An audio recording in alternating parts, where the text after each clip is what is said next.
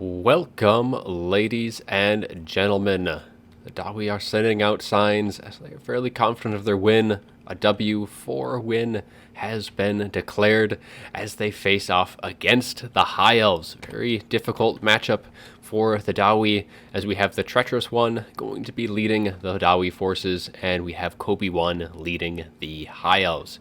So for the forces of the Dwarves, we do have a front line of long beards with great weapons across the line, and they will be backed up by 5 Iron Drakes. So the Iron Drakes going to be dropping some very heavy fire, as they will be supported by a Rune Lord and a Rune Smith, both with the one with the Master Rune of Wrath and Ruin, and the Rune Smith with just the regular Rune of Wrath and Ruin. The Master does do 30 seconds for the slow, and the regular is just 15 seconds. In the backline, we do have double organ guns looking to chew things up, as well as the Dragonback Slayers with their slowing ability that they can. So lots of slow, allowing all of these Iron Drakes and organ guns to fire in for as long as they can.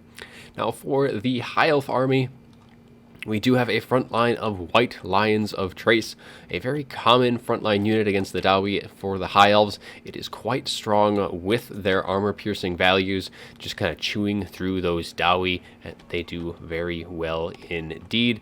And if you take a look at their unit card set, they also do have a base 30% missile resist, so especially against the Dawi, and they have 90 armor, so it really does help them in this matchup quite a bit. For the rest of the forces, we do have a couple of archers with light armor, and in the sky we do have Alariel the Radiant going to be rocking Shield of Thorns, Tempest, as well as the Star of Avalorn, in case there would be any pesky gyrocopters up in the sky.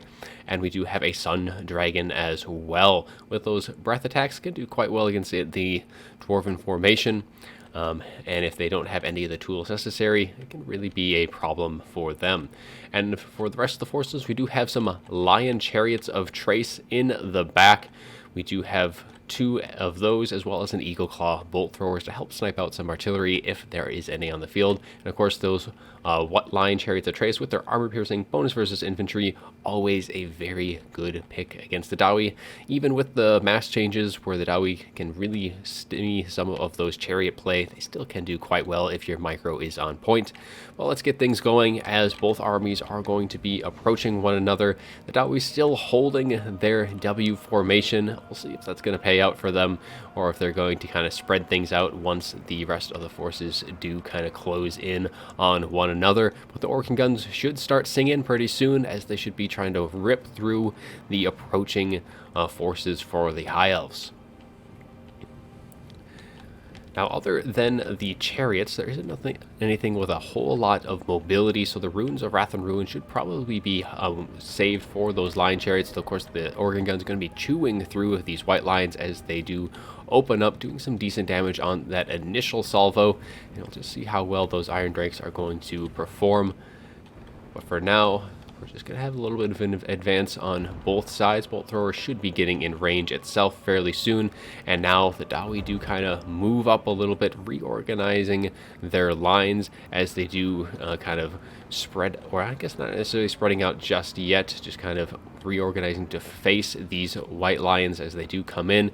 The Dragback Slayer is going to be kind of protecting these organ guns, making sure that Alariel or that Sun Dragon, and especially the Lion Chariots, don't get a nice free charge off into them. But now you see that the Iron Drakes and all of the Longbeards have opened up their formation. A decent little breath attack going to be going down onto these organ guns, taking out quite a bit of the crew as the archers do kind of fire in, trying to finish off what is left.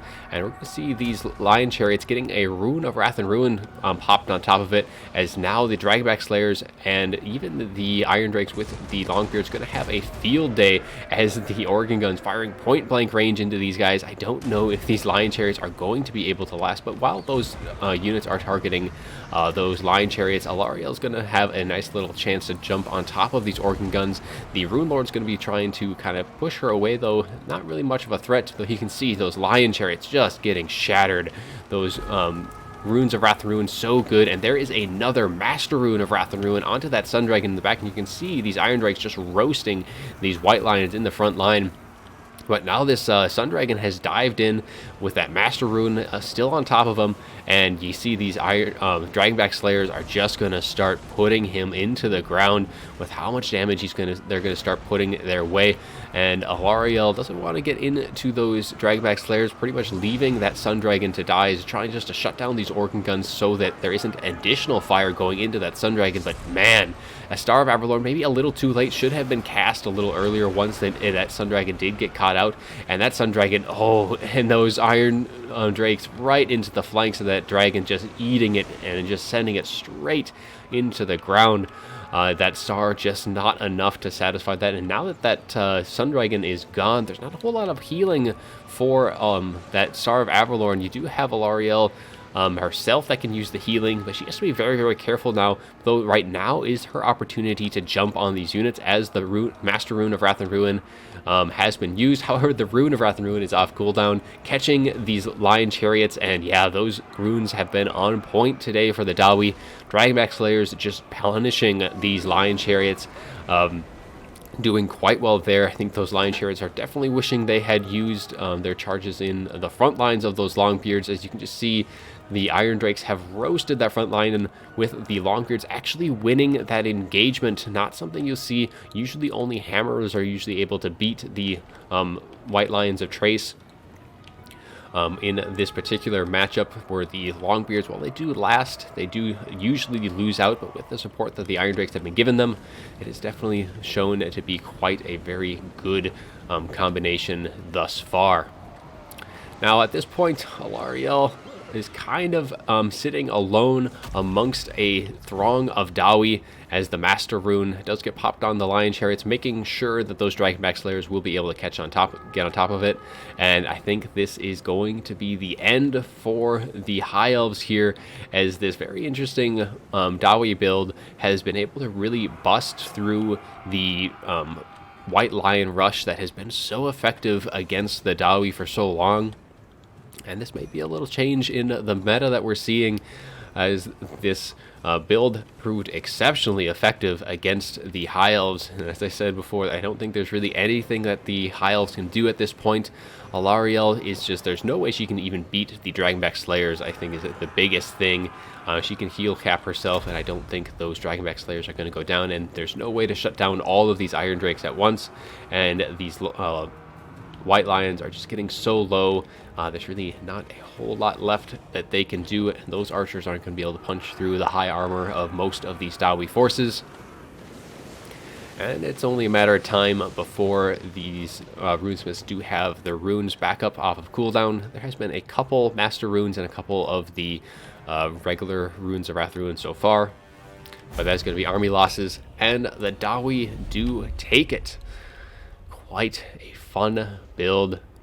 So we'll just be able to see the value that they racked up, getting 1,600 on this unit. Otherwise, all of them getting well over, not necessarily well over, but all of them paying for themselves. Usually when you have this many Iron Drakes, usually at least some of them don't end up paying, but they all did. And the Dragonback Slayers getting over 2,000, able to really dumpster that Sun Dragon, and both of the Lion Chariots really putting a hurt on them. Organ Guns were really just a great distraction here in this battle. Getting those White Lions, the Sun Dragon, and even Alariel to commit to trying to shut those down when the real threat was the Iron Drakes. So had the High Elves, instead of trying to shut down those Organ Guns so quickly, just focused on that frontline engagement, they very well may have been able to just break those Longbeards and get right on into the Iron Drakes from there. But just leaving the White Lions to that front line, you can just see the value that all of the Iron Drakes racked up against these White Lions, and the White Lions just did not perform when they were faced with that kind of firepower. Definitely showing what happens there when fire meets those White Lions. But a very fun match. I do hope you enjoyed the video, and as always, have a good one.